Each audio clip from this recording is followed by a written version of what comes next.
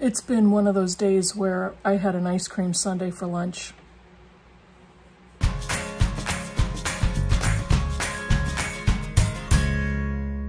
Hey BookTube, it's Kim at Middle of the Book March, and today on Tuesday I have a tag. It's Tag Tuesday.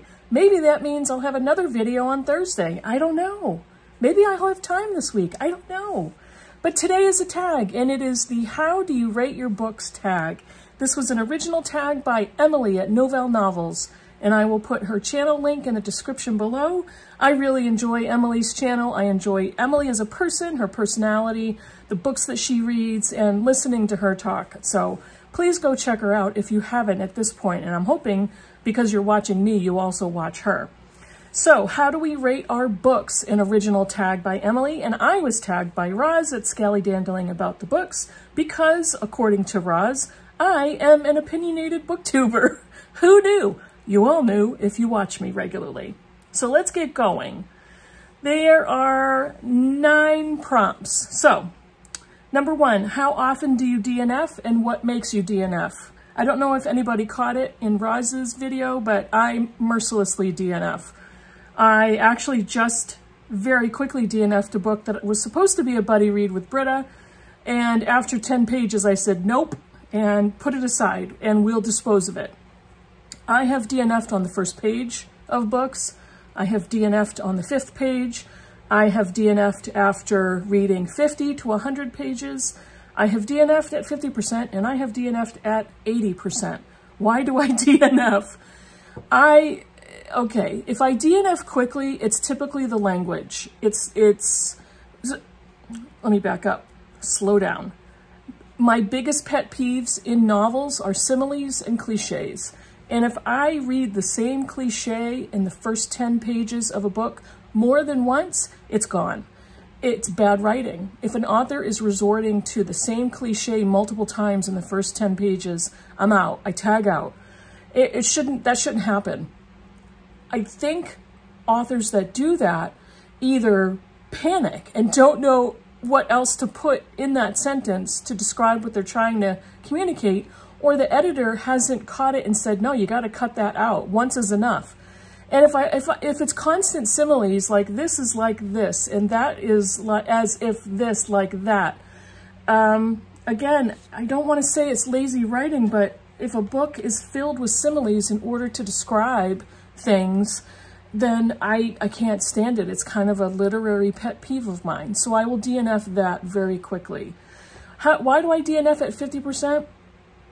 If I'm reading a book and it's okay, I'm not loving it, but I'm trying to encourage myself to keep going because it's not abysmal, I will keep reading it. By the time I get to 50%, if something hasn't changed, if the language or the plot or the format hasn't drastically changed from the first pages, I've had enough. And a novel should not get me to the 50% point and expect me to stick with the book till the last 25%. Because, friends and I have talked about this. Well, you should have stuck with that book because at the end it got really good. Well, a novel is not supposed to wait until the very end to get good. That goes against the purpose of reading a novel. I've DNF'd nonfiction, easily, especially, unfortunately, memoirs, because if I'm reading a memoir and I'm not captivated by the story, or I don't think there's enough there to write a compelling memoir, I will let it go. I've done that many times. A lot of nonfiction I will stop reading if I feel that it is narrative nonfiction or expository nonfiction, and there's not enough research. It's mostly opinion. I will let those go. So, but I have no qualms with DNFing. Life is too short, and there are far too many books to read. And I think maybe I could DNF less if I picked differently, but I also like to try things. I like to try new things. I know exactly what type of books that I usually will love, but I also want to branch out and I want to try everything. I want to read all the books. Number 2, do you rate books 1 star? Yes, I do. I shouldn't have any 1-star books because I DNF so freely. However, if I'm reading a book for a purpose, whether it's a buddy read or a book group or a club or a deadline of some sort, the BookTube prize, I will hate read a book and then give it 1 star. If I want to read it just to pick it apart and break it, I will rate it 1 star. One of my most notorious 1-star ratings is Unsheltered by Barbara Kingsolver, who is a favorite author of mine, but I thought Unsheltered was a miserable novel. I also gave 3 Women by Lisa Taddeo 1 star. This was way back in the beginning of BookTube for me, and I had a whole rant video about that book, which I will link below. It was a horrible book. I hate read the whole thing. It was a miserable topic. It was a really poorly executed book.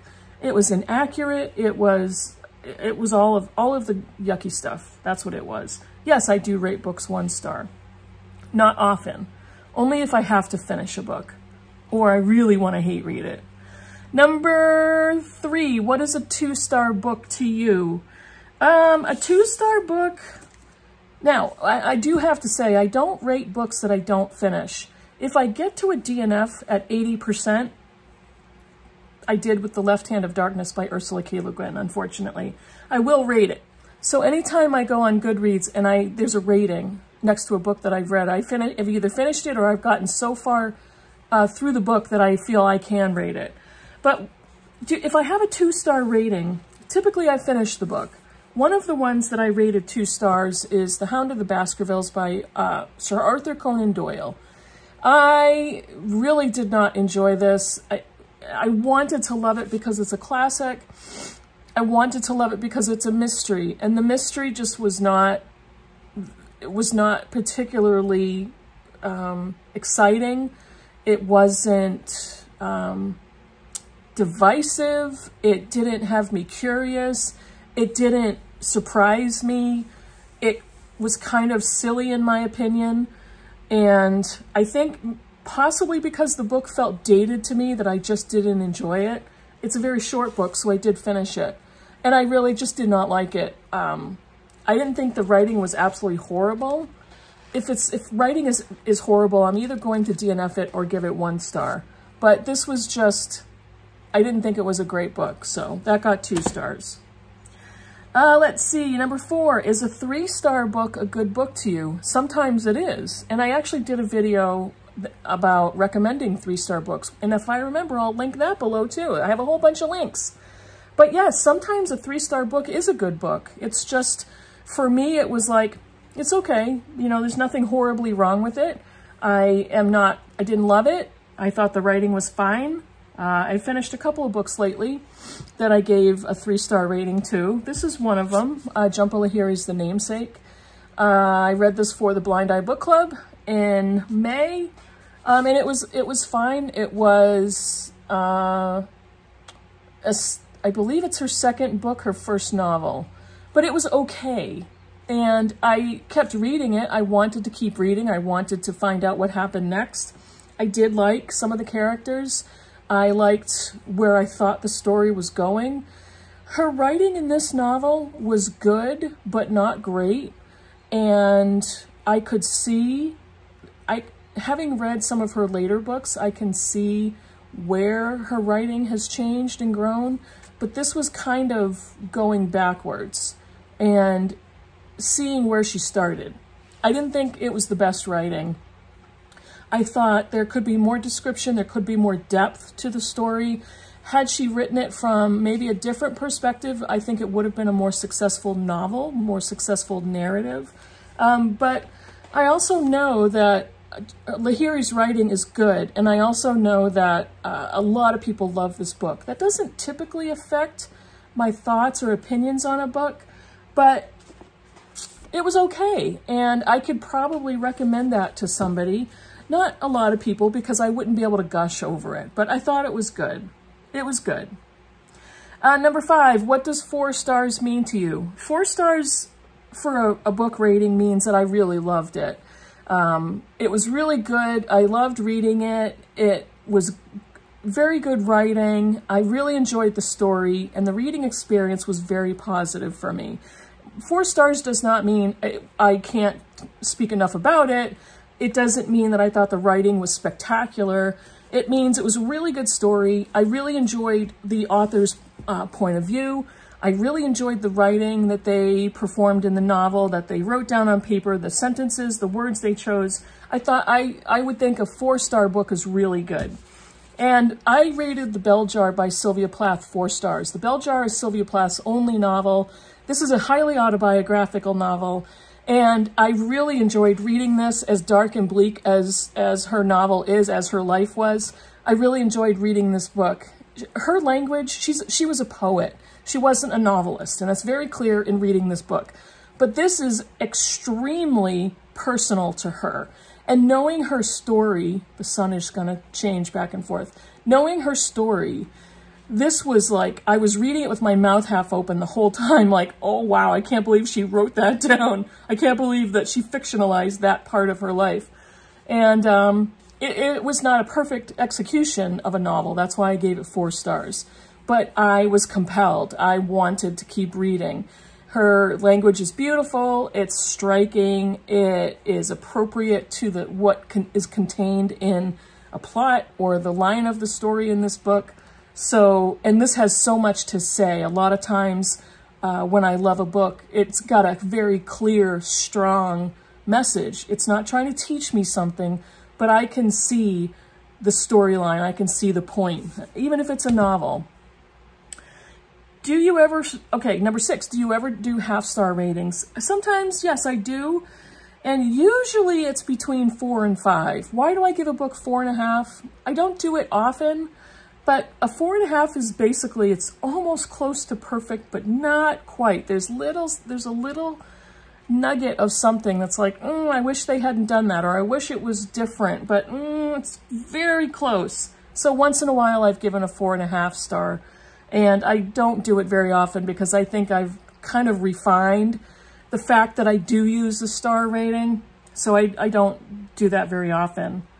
Do you rate books 5 stars often? What do 5-star books do to make them rate that high? I do rate books 5 stars, and I think I do it often enough. But when I look at my Goodreads ratings, the vast majority of ratings that I give books are 4 stars. And combined 4 and 3 stars, that's a wild majority of how I rate my books. So this year so far, very half of the year in 2023, I have rated about almost 25% of the books I've read as 5-star books. And the 4 stars so far are only 1 less than the 5 stars. Those will catch up because historically all of my ratings are very much slanted towards 4 and 3 stars. Last year, a wild majority of the books I rated were 4-star books. 2021, same thing. The majority ratings were 4 stars. And as I go back in time, the majority of books that I rate 4 stars. What does it take for a book to be 5 stars? I could have had a pile of examples here for 5-star books. Books that affect me emotionally, books that kick me in the gut, books that have beautiful or artistic or crafted writing, books that are poetic without being over-the-top purple prose. Books that are so strong in the author's voice, books that have compelling characters. The majority of books I give 5 stars to are characters who are real, who have flaws, who hate themselves, who do something evil but are not an evil person. Things like that. I'm very much a realist in my literature. I'm going to show you a 5-star book. This is actually nonfiction. And this is a nonfiction book that affected me very deeply emotionally, and it's very difficult for a nonfiction book to do that to me. But on the heels of The Bell Jar, this book, Red Comet, by Heather Clark, The Short Life and Blazing Art of Sylvia Plath, I gave this book 5 highly deserved, enthusiastic stars. This book made me cry. Even though I know what happened to Sylvia Plath and how her life ended, it did. It made me very emotional because I felt like I was on that journey reading of the details of her life. It's a highly detailed book of her life, her mental illness, her art. It was so impeccably researched. It was very full of research, but it was so personal to Sylvia Plath. It was so personal to Heather Clark, letting us into her life, into feeling like I was walking with her at Smith College. I feel like I was submitting poetry to magazines with her, that I was meeting Ted Hughes next to her. It felt like that to me, and that in a 5-star nonfiction book and a biography, this is special. This meant something to me when I read it. I can say the same thing about novels that I give 5 stars to. I just gave 5 stars to The Shipping News by Annie Proulx. I loved it. I love the story. I love the characters. Her writing is just magnificent in that book. Extremely different, creative. Those types of books will get a 5-star from me. Hamnet by Maggie O'Farrell. Milkman by Anna Burns. Anything by George Eliot. The Count of Monte Cristo by Alexandre Dumas. Those are all 5-star books to me. And many, many, many more.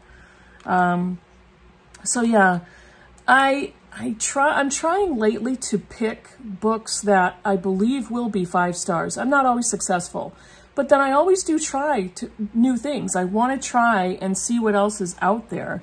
And that's when they're not always successful.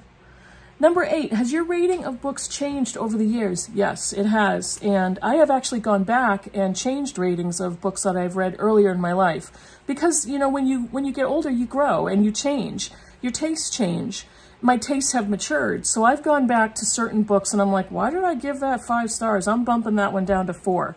When I read A Little Life by Hanya Yanagihara, I went 5-4, 5-4, 5-4, multiple times. And at this point, I don't even know where it's at right now. I think I have it at a 4-star. It'll stay there. But I have done that. And I've looked back at some books that I've wanted to reread. And I've started to reread them. And I'm like, why did I love this book so much? So yeah, my tastes change and my ratings do change. Number 9, where do you record your ratings of your books? I use Goodreads. I tried Storygraph for a little while and didn't love it. So I have all of my records in Goodreads. I transferred everything over and tried to use Storygraph, but I think I'm just a creature of habit. And I just thought I'm going to stick with Goodreads. It's clunky, it's a beast, it drives me crazy sometimes, but all my information is there. I don't usually write reviews on Goodreads anymore because I have a BookTube channel, but I have all of my star ratings, all of the dates, all of that kind of stuff. So, that's it. Those are the prompts for how do you rate your books tag. Thank you, Emily, for creating the tag. Thank you, Roz, for tagging me. Who do I want to tag? I'm going to tag... let's see, I want to look at some of these booktubers and tag some people that I want to hear from. I want to tag Marilyn Maya Mendoza. How do you rate your books? Now, if anybody's already done the tag and I don't know that, then I completely understand. I want to tag Sandy at Ms. Reads a Lot. I want to tag, let's see, Angelia at Read and Reread. She may have already done this tag. And I want to tag Sarah at Roadworthy Reads. She just started her channel, Sarah Wallace at Roadworthy, and I am going to tag you. She's got a few videos already posted, so if you haven't seen her videos, take a look. So, who did I say? Marilyn Maya Mendoza, Sandy at Ms. Reads a Lot, Angelia at Read and Reread, and Sarah at Sarah Wallace, Roadworthy. So you are all tagged, and thanks for watching. I will see you in the next video. Bye, everybody.